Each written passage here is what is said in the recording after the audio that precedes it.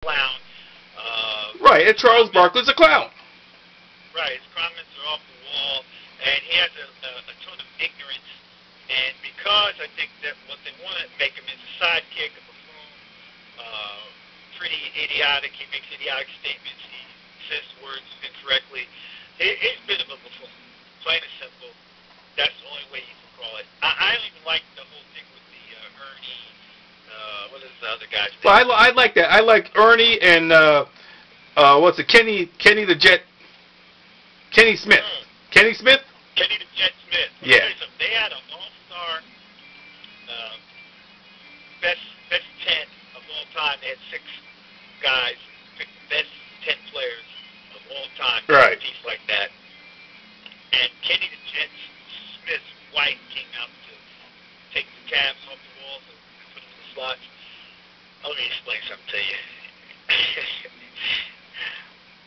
He must have had a gun, a knife, a bag of gold, and I don't know what else. His wife is outrageous looking for Kenny the Jet Smith. I'm talking about top line model, gorgeous. How she married Kenny the Jet Smith looks like a puppet with dyslexia.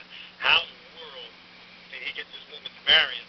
It's beyond me. And here's where I actually have a daughter. I tell my daughter, I said, look, you know something, you're getting older now, you're thinking of boyfriends, and you may think to get married in the future. I said, whatever you do, no offense against people who are odd-looking, but if you marry a person odd-looking, your child will come out odd-looking. Right. So think very carefully who you marry. Wacky-looking guy means you can have a wacky-looking child. Well, I have to take a look at that. But once again, my big beef was with Charles Barkley being a buffoon. It's amazing how corporate America lets this guy get away with anything just because they want to be entertained. They want him to come across as a big buffoon as he is. And I'm sure in the back rooms of these corporate executives, they're laughing at this guy hysterically.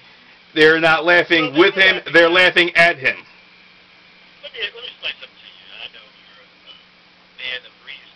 But if you think about it, when you watch television, newscasts, whatever, and I hate to say it's racial, but perhaps it is, but it always seems this way today. When they go to get the comment from the onlooker or the witness or wherever, especially in New York television, they pick the most homeless-looking person, and usually it's a black person.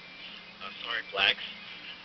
It's usually a black person who, is either looks drunk or toothless, his hair's not combed, and then they give a ridiculous statement, and it's like the worst representative of, why not get a black lawyer, or a black doctor, or scientist, or a black CEO?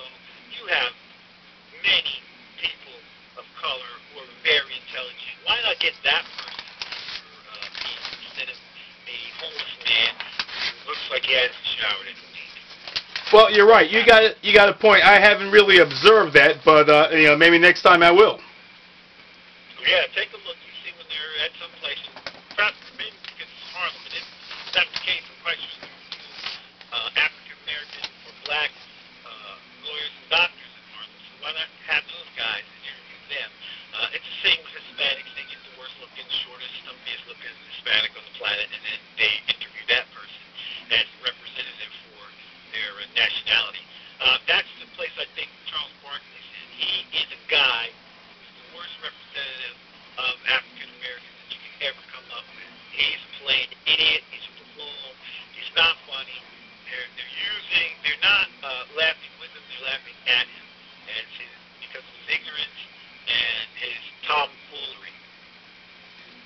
Well, yes, at least we agree at that they're laughing at him because he is a clown.